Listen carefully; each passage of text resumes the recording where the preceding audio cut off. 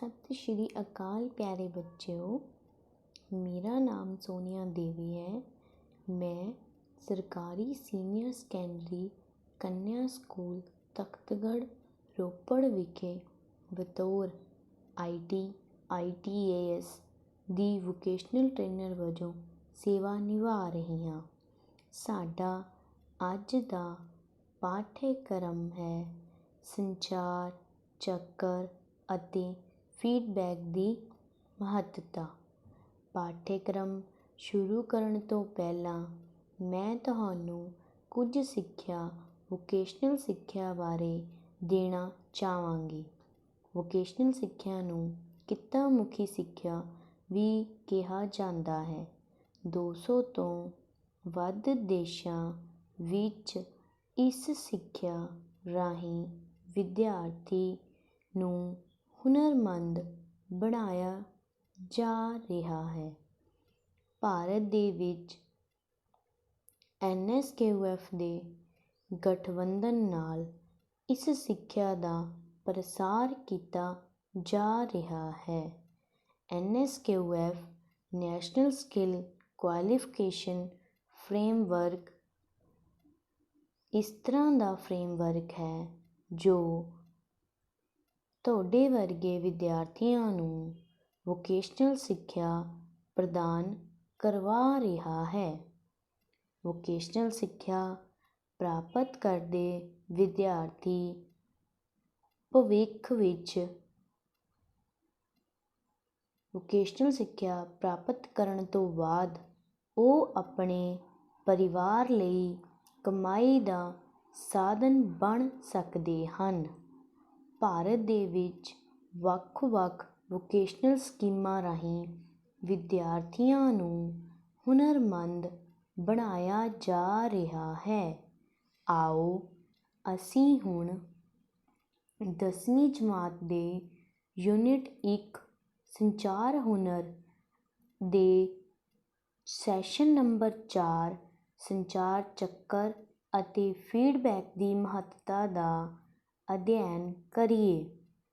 ਅਜੋਕੇ ਸਮੇਂ ਵਿੱਚ ਕਿਸੇ ਵੀ ਕਿੱਤੇ ਜਾਂ ਕਾਰੋਬਾਰ ਵਿੱਚ ਸੰਚਾਰ ਮੁਹਾਰਤਾਂ ਵਾਲੀ ਭਾਸ਼ਾ ਦਾ ਪੂਰਾ ਗਿਆਨ ਬਹੁਤ ਮਹੱਤਵਪੂਰਨ ਹੁੰਦਾ ਹੈ।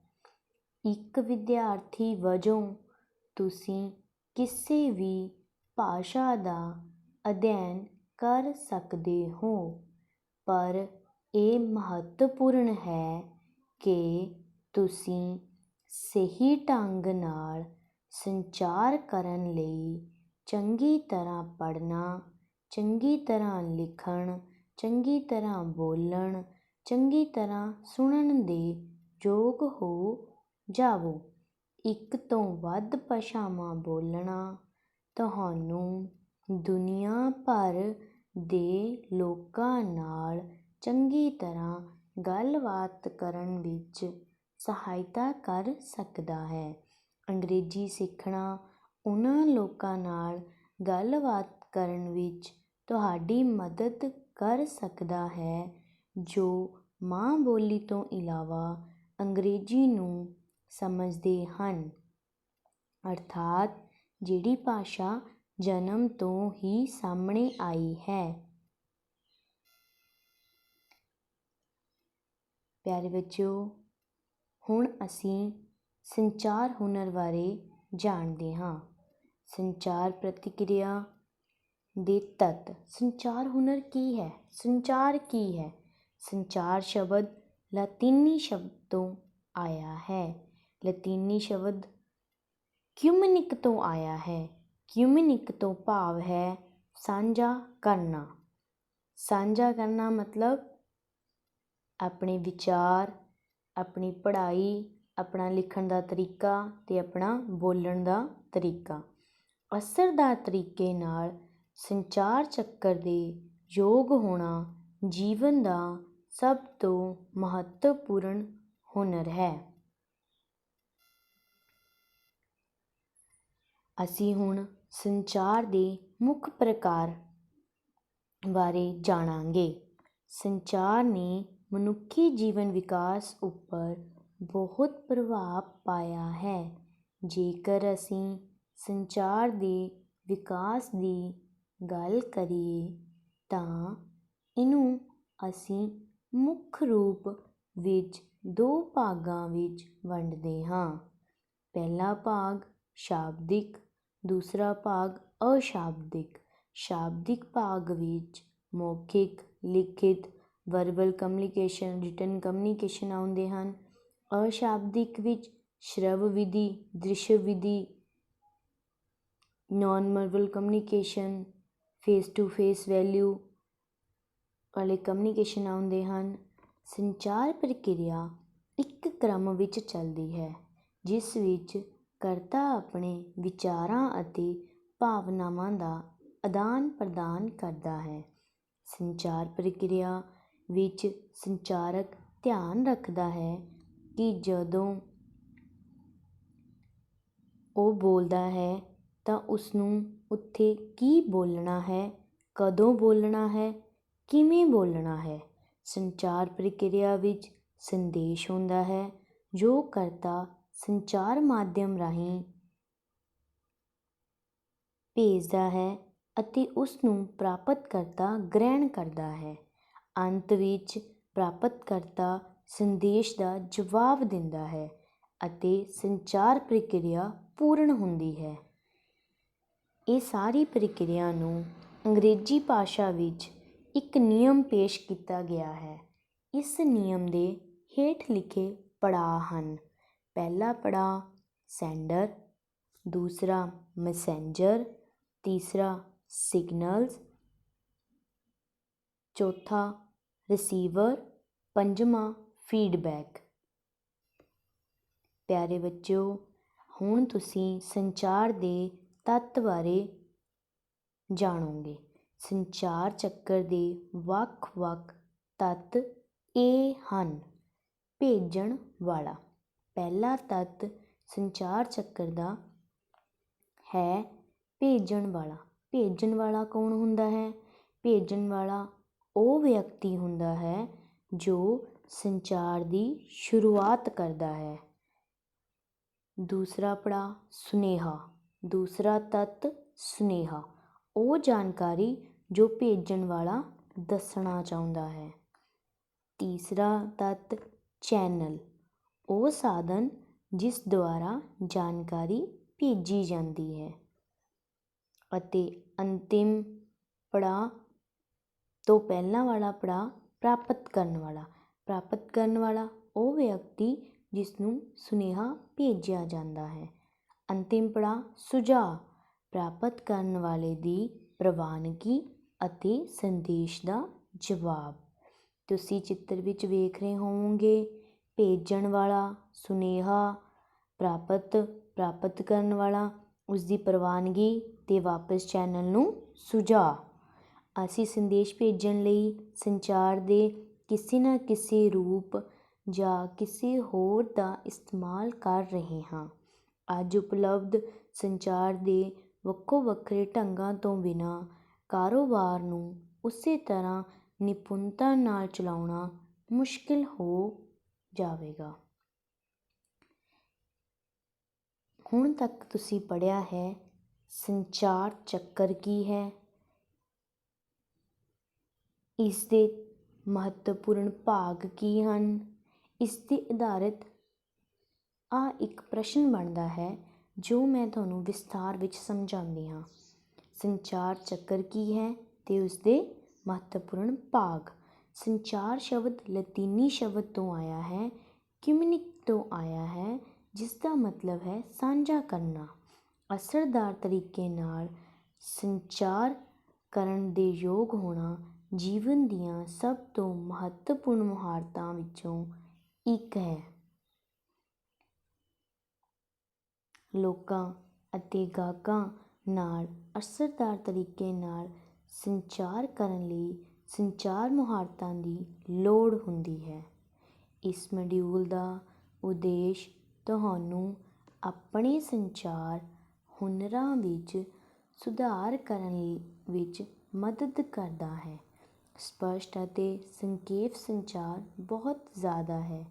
ਕੰਮ ਅਤੇ ਕਾਰੋਬਾਰੀ ਮਾਹੌਲ ਵਿੱਚ ਮਹੱਤਤਾ, ਜਿਵੇਂ ਕਿ ਉੱਥੇ ਕਈ ਧਿਰਾਂ ਸ਼ਾਮਲ ਹਨ। ਵੱਖ-ਵੱਖ ਹਿੱਤਧਾਰਕ ਜਿਵੇਂ ਕਿ ਗਾਹਕ, ਕਰਮਚਾਰੀ, ਵਿਕਰੇਤਾ, ਮੀਡੀਆ ਆਦਿ ਹਮੇਸ਼ਾ ਹੁੰਦੇ ਹਨ। ਇੱਕ ਦੂਜੇ ਨੂੰ ਮਹੱਤਵਪੂਰਨ ਜਾਣਕਾਰੀ ਭੇਜਣਾ ਸੰਚਾਰ ਦੇ 3 ਮਹੱਤਵਪੂਰਨ ਭਾਗ ਹਨ। ਸੰਚਾਰ ਦੇ 3 ਮਹੱਤਵਪੂਰਨ ਭਾਗ ਕਿਹੜੇ ਹਨ? ਪਹਿਲਾ ਭਾਗ ਟਰਾਂਸਮਿਟਿੰਗ, ਦੂਸਰਾ ਭਾਗ ਸੁਣਨਾ, ਤੀਸਰਾ ਭਾਗ ਫੀਡਬੈਕ। ਆਓ ਇਹਨਾਂ ਬਾਰੇ ਸੰਖੇਪ ਵਿੱਚ ਜਾਣੀਏ। ਟਰਾਂਸਮਿਟਿੰਗ ਤੋਂ ਭਾਵ ਹੈ ਭੇਜਣ ਵਾਲਾ ਸੰਚਾਰ ਕਰਦਾ ਹੈ, ਇੱਕ ਮਾਧਿਅਮ ਜਾਂ ਦੂਜੇ ਮਾਧਿਅਮ ਰਾਹੀਂ ਸੁਨੇਹਾ ਭੇਜਦਾ ਹੈ।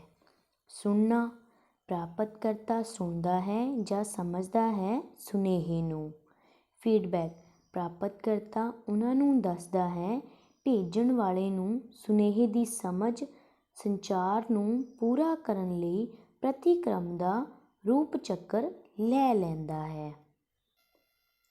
ਸੰਚਾਰ ਚੱਕਰ ਬੱਚਿਓ ਦੇਖੋ, ਸਭ ਤੋਂ ਪਹਿਲਾਂ ਸੰਦੇਸ਼ ਭੇਜਣ ਵਾਲਾ, ਉਸ ਤੋਂ ਬਾਅਦ ਸੰਦੇਸ਼, ਉਸ ਤੋਂ ਬਾਅਦ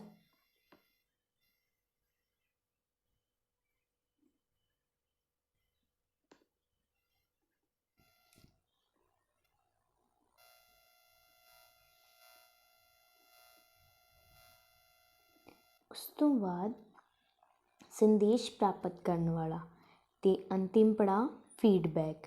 ਇਹ ਸੰਚਾਰ ਚੱਕਰ ਦੇ 4 ਮੁੱਖ ਭਾਗ ਹਨ। ਸੰਚਾਰ ਚੱਕਰ ਦੇ ਪ੍ਰਕਿਰਿਆ ਦੇ ਤੱਤ, ਜਿਨ੍ਹਾਂ ਬਾਰੇ ਤੁਸੀਂ ਚੰਗੀ ਤਰ੍ਹਾਂ ਸਮਝ ਚੁੱਕੇ ਹੋ। ਜਦੋਂ ਪੇਪਰ ਦੇ ਵਿੱਚ ਤੁਹਾਤੋਂ ਇਹ ਪ੍ਰਸ਼ਨ ਪੁੱਛਿਆ ਜਾਵੇਗਾ ਤਾਂ ਤੁਸੀਂ ਉਸ ਨੂੰ ਇਸ ਤਰ੍ਹਾਂ ਹੱਲ ਕਰ ਸਕਦੇ ਹੋ। ਭੇਜਣ ਵਾਲਾ ਸੰਚਾਰ ਸ਼ੁਰੂ ਕਰਨ ਵਾਲਾ ਵਿਅਕਤੀ ਹੁੰਦਾ ਹੈ। ਸੁਨੇਹਾ ਉਹ ਜਾਣਕਾਰੀ ਹੈ ਜੋ ਭੇਜਣ ਵਾਲੇ ਨੂੰ ਅਸੀਂ ਪਹੁੰਚਾਉਣਾ ਚਾਹੁੰਦੇ ਹਾਂ। ਚੈਨਲ ਉਹ ਸਾਧਨ ਜਿਸ ਰਾਹੀਂ ਜਾਣਕਾਰੀ ਭੇਜੀ ਜਾਂਦੀ ਹੈ। ਰਿਸੀਵਰ ਉਹ ਵਿਅਕਤੀ ਜਿਸ ਨੂੰ ਸੁਨੇਹਾ ਭੇਜਿਆ ਜਾਂਦਾ ਹੈ। ਪ੍ਰਤੀਕਰਮ, ਰਿਸੀਵਰ ਦੀ ਸਵੀਕ੍ਰਿਤੀ ਅਤੇ ਪ੍ਰਤੀਕਿਰਿਆ ਸੁਨੇਹੇ ਲਈ ਬਹੁਤ ਜ਼ਰੂਰੀ ਹੁੰਦੀ ਹੈ। ਹੁਣ ਤੁਸੀਂ ਇਸ ਚਿੱਤਰ ਵਿੱਚ ਦੇਖੋ, sender, encoding, message, channel, receiver, decoding, ਉਸ ਤੋਂ ਬਾਅਦ ਫੀਡਬੈਕ। ਪਿਆਰੇ ਬੱਚਿਓ, ਸਮਝ ਲੱਗ ਗਿਆ ਕੰਸੈਪਟ? ਇੱਕ ਹੋਰ ਉਦਾਹਰਣ ਦੇ ਕੇ ਮੈਂ ਤੁਹਾਨੂੰ ਚੰਗੀ ਤਰ੍ਹਾਂ ਸਮਝਾਉਣਾ ਚਾਹੁੰਦੀ ਹਾਂ। ਭੇਜਣ ਵਾਲਾ ਸੰਚਾਰ ਭੇਜਣ ਵਾਲੇ ਨਾਲ ਸ਼ੁਰੂ ਹੁੰਦਾ ਹੈ। ਭੇਜਣ ਵਾਲੇ ਦਾ ਸੁਨੇਹਾ ਭੇਜਦਾ ਹੈ, ਉਸ ਨੂੰ ਐਨਕੋਡ ਕੀਤਾ ਜਾਂਦਾ ਹੈ। ਪ੍ਰਾਪਤਕਰਤਾ ਕੋਲ ਉਹ ਸੁਨੇਹਾ ਪੁੱਜ ਜਾਂਦਾ ਹੈ, ਫਿਰ ਉਸ ਨੂੰ ਇਨਕੋਡ ਕੀਤਾ ਜਾਂਦਾ ਹੈ। ਸੁਨੇਹੇ ਨੂੰ ਪ੍ਰਾਪਤ ਕਰਨ ਤੋਂ ਬਾਅਦ ਉਸ ਤੋਂ ਸੁਝਾਅ ਲੈ ਕੇ ਚੈਨਲ ਜੋ ਫੀਡਬੈਕ ਹੈ ਉਹ ਕਿਸ ਨੂੰ ਭੇਜਦਾ ਹੈ? ਭੇਜਣ ਵਾਲੇ ਨੂੰ। ਸਾਡੇ ਅੱਜ ਦੇ ਪਾਠ్యਕ੍ਰਮ ਦਾ ਦੂਸਰਾ ਹਿੱਸਾ ਹੈ ਫੀਡਬੈਕ। ਹੁਣ ਅਸੀਂ ਫੀਡਬੈਕ ਬਾਰੇ ਜਾਣਾਂਗੇ। ਪਿਆਰੇ ਬੱਚਿਓ, ਇੱਧਰ ਧਿਆਨ ਦਿੰਦੇ ਹੋਏ ਤੁਸੀਂ ਸਾਰੇ ਸਮਝੋ, ਫੀਡਬੈਕ ਸੰਚਾਰ ਚੱਕਰ ਦਾ ਇੱਕ ਮਹੱਤਵਪੂਰਨ ਹਿੱਸਾ ਹੈ। ਪ੍ਰਭਾਵਸ਼ਾਲੀ ਸੰਚਾਰ ਲਈ ਇਹ ਮਹੱਤਵਪੂਰਨ ਹੈ ਕਿ ਭੇਜਣ ਵਾਲੇ ਤੋਂ ਇੱਕ ਪ੍ਰਵਾਨਗੀ ਪ੍ਰਾਪਤ ਕੀਤੀ ਜਾਵੇ। ਸੁਨੇਹਾ ਭਰ ਵਿੱਚ ਪ੍ਰਾਪਤ ਕਰਨ ਵਾਲੇ ਪ੍ਰਾਪਤਕਰਤਾ ਜਦੋਂ ਇੱਕ ਭੇਜਣ ਵਾਲਾ ਜਾਣਕਾਰੀ ਭੇਜਦਾ ਹੈ, ਪ੍ਰਾਪਤ ਕਰਨ ਵਾਲੇ ਸੁਨੇਹੇ 'ਤੇ ਫੀਡਬੈਕ ਦਿੰਦਾ ਹੈ। ਪਿਆਰੇ ਬੱਚਿਓ, ਫੀਡਬੈਕ ਦਾ ਮਤਲਬ ਹੈ ਜਦੋਂ ਭੇਜਣ ਵਾਲਾ ਇੱਕ ਸੁਨੇਹਾ ਭੇਜਦਾ ਹੈ ਅਤੇ ਪ੍ਰਾਪਤਕਰਤਾ ਉਸ ਸੁਨੇਹੇ ਨੂੰ ਪ੍ਰਾਪਤ ਕਰਦਾ ਹੈ ਅਤੇ ਪ੍ਰਾਪਤ ਕਰਨ ਤੋਂ ਬਾਅਦ ਉਸ ਦੇ ਉੱਪਰ ਜੋ ਸੁਝਾਅ ਜਾਂ ਜੋ ਸੁਨੇਹਾ ਭੇਜਦਾ ਹੈ ਉਸ ਨੂੰ ਕੀ ਕਹਿੰਦੇ ਹਨ? ਫੀਡਬੈਕ। ਕੰਮ ਦੇ ਵਾਤਾਵਰਣ ਵਿੱਚ ਅਨੁਵਾਦ ਕੀਤਾ। ਜਦੋਂ ਤੁਸੀਂ ਕਿਸੇ ਨੂੰ ਆਪਣਾ ਕੰਮ ਕਰਨ ਦਾ ਨਿਰੀਖਣ ਕਰਦੇ ਹੋ ਅਤੇ ਫਿਰ ਉਹਨਾਂ ਦੇ ਪ੍ਰਦਰਸ਼ਨ ਨੂੰ ਬਿਹਤਰ ਬਣਾਉਣ ਲਈ ਸਹਾਇਤਾ ਲਈ ਉਹਨਾਂ ਨਾਲ ਗੱਲਬਾਤ ਕਰਦੇ ਹੋ, ਉਸ ਪ੍ਰਤੀਕਿਰਿਆ ਨੂੰ ਫੀਡਬੈਕ ਕਹਿੰਦੇ ਹਨ। ਤੁਸੀਂ ਫੀਡਬੈਕ ਦੇ ਰਹੇ ਹੋ। ਫੀਡਬੈਕ ਸਕਾਰਾਤਮਕ ਜਾਂ ਨਕਾਰਾਤਮਕ ਹੋ ਸਕਦੀ ਹੈ। ਇੱਕ ਚੰਗਾ ਫੀਡਬੈਕ ਹਮੇਸ਼ਾ ਖਾਸ ਹੁੰਦਾ ਹੈ, ਮਦਦਗਾਰ ਹੁੰਦਾ ਹੈ। ਹੁਣ ਅਸੀਂ ਫੀਡਬੈਕ ਦੀਆਂ ਕਿਸਮਾਂ ਬਾਰੇ ਜਾਣਾਂਗੇ। ਫੀਡਬੈਕ 3 ਤਰ੍ਹਾਂ ਦੀ ਹੁੰਦੀ ਹੈ। ਪਹਿਲੀ ਫੀਡਬੈਕ ਸਕਾਰਾਤਮਕ ਫੀਡਬੈਕ, ਦੂਸਰੀ ਫੀਡਬੈਕ ਨਕਾਰਾਤਮਕ ਫੀਡਬੈਕ, ਤੀਸਰੀ ਫੀਡਬੈਕ ਕੋਈ ਫੀਡਬੈਕ ਨਹੀਂ। ਹੁਣ ਅਸੀਂ ਇਹਨਾਂ ਬਾਰੇ ਵਿਸਥਾਰ ਵਿੱਚ ਸਮਝਾਂਗੇ ਅਤੇ ਪੜ੍ਹਾਂਗੇ। ਫੀਡਬੈਕ ਦੀ ਕਿਸਮ ਅਤੇ ਉਸਦੀ ਉਦਾਹਰਣ ਸਹਿਤ ਸਾਹਮਣੇ ਇੱਕ ਸਾਰਣੀ ਨਜ਼ਰ ਆ ਰਹੀ ਹੈ, ਜਿਸ ਵਿੱਚ ਸਕਾਰਾਤਮਕ ਫੀਡਬੈਕ ਬਾਰੇ ਕੁਝ ਉਦਾਹਰਣਾਂ ਦਿੱਤੀਆਂ ਗਈਆਂ ਹਨ ਅਤੇ ਨਿਸ਼ਾਨ ਵੀ ਬਣਾਏ ਹੋਏ ਹਨ, ਜਿਸ ਤੋਂ ਇਹ ਪਤਾ ਲੱਗਦਾ ਹੈ ਕਿ ਪੋਜ਼ਿਟਿਵ ਫੀਡਬੈਕ ਕਿਵੇਂ ਦਿੱਤੀ ਜਾਂਦੀ ਹੈ ਅਤੇ ਨੈਗੇਟਿਵ ਫੀਡਬੈਕ ਕਿਵੇਂ ਦਿੱਤੀ ਜਾਂਦੀ ਹੈ। ਪਿਆਰੇ ਬੱਚਿਓ, ਹੁਣ ਅਸੀਂ ਫੀਡਬੈਕ ਦੀਆਂ ਕਿਸਮਾਂ ਬਾਰੇ ਵਿਸਥਾਰ ਵਿੱਚ ਸਮਝਦੇ ਹਾਂ। ਸਕਾਰਾਤਮਕ ਫੀਡਬੈਕ। ਸਕਾਰਾਤਮਕ ਪ੍ਰਤੀਕਰਮ ਜਾਂ ਸਕਾਰਾਤਮਕ ਫੀਡਬੈਕ ਉਹ ਫੀਡਬੈਕ ਹੈ ਜਿਸ ਤੋਂ ਭੇਜਣ ਵਾਲੇ ਵਿਅਕਤੀ ਨੂੰ ਇੱਕ ਸਹੀ ਔਰ ਉਤਸ਼ਾਹ ਕਰਨ ਵਾਲਾ ਸੁਨੇਹਾ ਮਿਲਦਾ ਹੈ। ਜਿਵੇਂ, ਮੈਂ ਦੇਖਿਆ ਤੁਸੀਂ ਕੰਮ ਪੂਰਾ ਕਰ ਲਿਆ ਹੈ। ਪਿਆਰੇ ਬੱਚਿਓ, ਉਦਾਹਰਣ ਨੂੰ ਧਿਆਨ ਨਾਲ ਸੁਣੋ। ਮੈਂ ਦੇਖਿਆ ਕਿ ਤੁਸੀਂ ਕੰਮ ਪੂਰਾ ਕਰ ਲਿਆ ਹੈ। ਸ਼ਾਨਦਾਰ ਕੰਮ। ਅਧਿਆਪਕ ਵੱਲੋਂ ਬੱਚੇ ਨੂੰ ਕਿਆ ਬੋਲਿਆ ਗਿਆ? ਸ਼ਾਨਦਾਰ ਕੰਮ। ਇਹ ਕਿਆ ਹੈ? ਸਕਾਰਾਤਮਕ ਫੀਡਬੈਕ। ਮੈਂ ਤੁਹਾਨੂੰ ਇਹ ਲੈਣ ਦੀ ਸੱਚਮੁੱਚ ਸ਼ਲਾਘਾ ਕਰਦਾ ਹਾਂ। ਅਸੀਂ ਕਿਸੇ ਦੀ ਤਾਰੀਫ ਕਰਦੇ ਹਾਂ, ਉਸਨੂੰ ਕਿਆ ਕਹਿੰਦੇ ਹਨ? ਸਕਾਰਾਤਮਕ ਫੀਡਬੈਕ। ਕੀ ਤੁਸੀਂ ਕਿਰਪਾ ਕਰਕੇ ਸਾਂਝਾ ਵੀ ਕਰ ਸਕਦੇ ਹੋ? ਵੇਰਵੇ ਦਿਓ। ਅਸੀਂ ਕਿਸੇ ਨੂੰ ਬੇਨਤੀ ਕਰ ਰਹੇ ਹਾਂ ਕਿ ਉਹ ਆਪਣੇ ਅੱਛੇ ਵਿਚਾਰ ਸਾਡੇ ਨਾਲ ਸਾਂਝੇ ਕਰਨ। ਇਸ ਨੂੰ ਕੀ ਕਹਿੰਦੇ ਹਨ? ਸਕਾਰਾਤਮਕ ਫੀਡਬੈਕ। ਔਰ ਇਸ ਦਾ ਨਿਸ਼ਾਨ ਕੀ ਹੁੰਦਾ ਹੈ? ਤੁਹਾਨੂੰ ਸਾਹਮਣੇ ਚਿੱਤਰ 'ਚ ਨਜ਼ਰ ਆ ਰਿਹਾ ਹੈ, ਵੈਲ ਡਨ। ਨਕਾਰਾਤਮਕ ਫੀਡਬੈਕ। ਨਕਾਰਾਤਮਕ ਫੀਡਬੈਕ ਦਾ ਮਤਲਬ ਕੀ ਹੈ ਪਿਆਰੇ ਬੱਚਿਓ? ਜਦੋਂ ਤੁਸੀਂ ਇੱਕ ਹੋਟਲ ਵਿੱਚ ਕੰਮ ਕਰਦੇ ਹੋ ਅਤੇ ਉਸ ਦੇ ਵਿੱਚ ਕੰਮ ਕਰਦੇ ਹੋਏ ਤੁਹਾਡਾ ਰੋਲ ਜੋ ਹੈ ਉਹ ਕਿਆ ਹੈ ਔਰ ਉਸਨੂੰ ਤੁਸੀਂ ਕਿਵੇਂ ਨਿਭਾ ਰਹੇ ਹੋ ਅਤੇ ਤੁਹਾਨੂੰ ਕਿਵੇਂ ਉੱਥੇ ਇੱਕ ਫੀਡਬੈਕ ਮਿਲਦੀ ਹੈ। ਆਓ ਇਸ ਨੂੰ ਸਮਝੀਏ। ਤੁਸੀਂ ਮੁਸਕਰਾਉਣਾ ਭੁੱਲਦੇ ਹੋ ਜਦੋਂ ਤੁਸੀਂ ਹੋਟਲ ਮਹਿਮਾਨ ਨਾਲ ਗੱਲ ਕਰਦੇ ਹੋ। ਤੁਸੀਂ ਇੱਕ ਹੋਟਲ ਦੇ ਵਿੱਚ ਬਤੌਰ ਵੇਟਰ ਕੰਮ ਕਰ ਰਹੇ ਹੋ ਔਰ ਜਦੋਂ ਤੁਹਾਡੇ ਹੋਟਲ ਵਿੱਚ ਮਹਿਮਾਨ ਆਉਂਦਾ ਹੈ, ਤੁਸੀਂ ਉਸ ਨਾਲ ਗੱਲ ਕਰਦੇ ਸਮੇਂ ਮੁਸਕਰਾ ਕੇ ਗੱਲ ਨਹੀਂ ਕਰਦੇ। ਇਹ ਤੁਹਾਡੇ ਵੱਲੋਂ ਇੱਕ ਨਕਾਰਾਤਮਕ ਫੀਡਬੈਕ ਦਿੱਤੀ ਜਾ ਰਹੀ ਹੈ। ਦੂਸਰੀ ਉਦਾਹਰਣ, ਤੁਹਾਨੂੰ ਕੋਈ ਈਮੇਲ ਆਈ ਹੈ, ਉਸ ਉੱਪਰ ਜਵਾਬ ਦੇਣ ਵਿੱਚ ਬਹੁਤ ਲੰਮਾ ਸਮਾਂ ਲਗਾ ਦਿੱਤਾ ਹੈ ਅਤੇ ਇਸ ਤੋਂ ਇਹ ਪਤਾ ਲੱਗਦਾ ਹੈ ਕਿ ਤੁਸੀਂ ਹਮੇਸ਼ਾ ਇੰਨੇ ਵਿਅਸਤ ਰਹਿੰਦੇ ਹੋ। ਇਹ ਤੁਹਾਡੇ ਵੱਲੋਂ ਇੱਕ ਨਕਾਰਾਤਮਕ ਫੀਡਬੈਕ ਉਸ ਈਮੇਲ ਭੇਜਣ ਵਾਲੇ ਨੂੰ ਚਲੀ ਗਈ ਹੈ।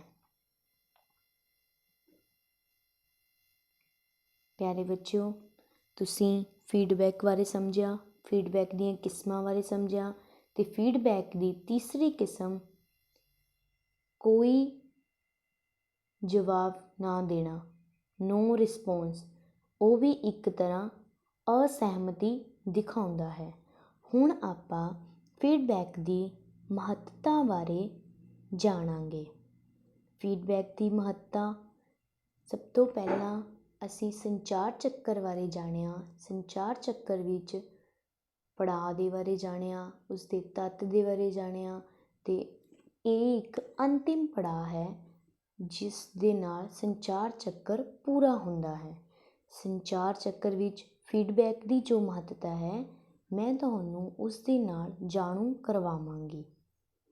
ਫੀਡਬੈਕ ਇੱਕ ਅੰਤਿਮ ਭਾਗ ਹੈ ਅਤੇ ਸੰਚਾਰ ਦੀ ਪ੍ਰਕਿਰਿਆ ਵਿੱਚ ਸਭ ਤੋਂ ਮਹੱਤਵਪੂਰਨ ਕਾਰਕਾਂ ਵਿੱਚੋਂ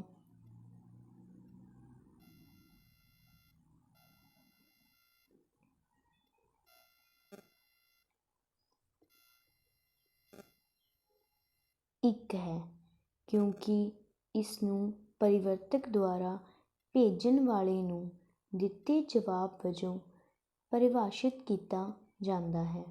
ਆਓ ਅਸੀਂ ਕੁਝ ਕਾਰਨਾਂ ਵੱਲ ਧਿਆਨ ਦੇਈਏ ਕਿਉਂਕਿ ਫੀਡਬੈਕ ਮਹੱਤਵਪੂਰਨ ਹੈ। ਇਹ ਪ੍ਰਭਾਵਸ਼ਾਲੀ ਸੁਣਨ ਨੂੰ ਜਾਇਜ਼ ਬਣਾਉਂਦਾ ਹੈ। ਫੀਡਬੈਕ ਕੀ ਕਰਦਾ ਹੈ? ਪ੍ਰਭਾਵਸ਼ਾਲੀ ਸੁਣਨ ਨੂੰ ਜਾਇਜ਼ ਬਣਾਉਂਦਾ ਹੈ। ਫੀਡਬੈਕ ਪ੍ਰਦਾਨ ਕਰਨ ਵਾਲਾ ਵਿਅਕਤੀ ਜਾਣਦਾ ਹੈ ਕਿ ਉਹ ਸਮਝ ਗਏ ਹਨ ਅਤੇ ਉਹਨਾਂ ਦੀ ਫੀਡਬੈਕ ਕੁਝ ਮਹੱਤਵ ਦਿੰਦੀ ਹੈ। ਇਹ ਪ੍ਰੇਰਿਤ ਕਰਦਾ ਹੈ। ਫੀਡਬੈਕ ਲੋਕਾਂ ਨੂੰ ਬਿਹਤਰ ਕੰਮ ਦੇ ਸੰਬੰਧ ਬਣਾਉਣ ਅਤੇ ਚੰਗੇ ਕੰਮ ਨੂੰ ਜਾਰੀ ਰੱਖਣ ਲਈ ਪ੍ਰੇਰਿਤ ਕਰ ਸਕਦੀ ਹੈ, ਜਿਸ ਦੀ ਪ੍ਰਸ਼ੰਸਾ ਕੀਤੀ ਜਾ ਰਹੀ ਹੈ।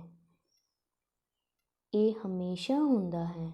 ਹਰ ਵਾਰ ਜਦੋਂ ਤੁਸੀਂ ਕਿਸੇ ਵਿਅਕਤੀ ਨਾਲ ਗੱਲ ਕਰਦੇ ਹੋ, ਅਸੀਂ ਫੀਡਬੈਕ ਸੰਚਾਰ ਕਰਦੇ ਹਾਂ ਤਾਂ ਕਿ ਇਹ ਮੁਹੱਈਆ ਨਾ ਕਰਨਾ ਅਸੰਭਵ ਹੈ।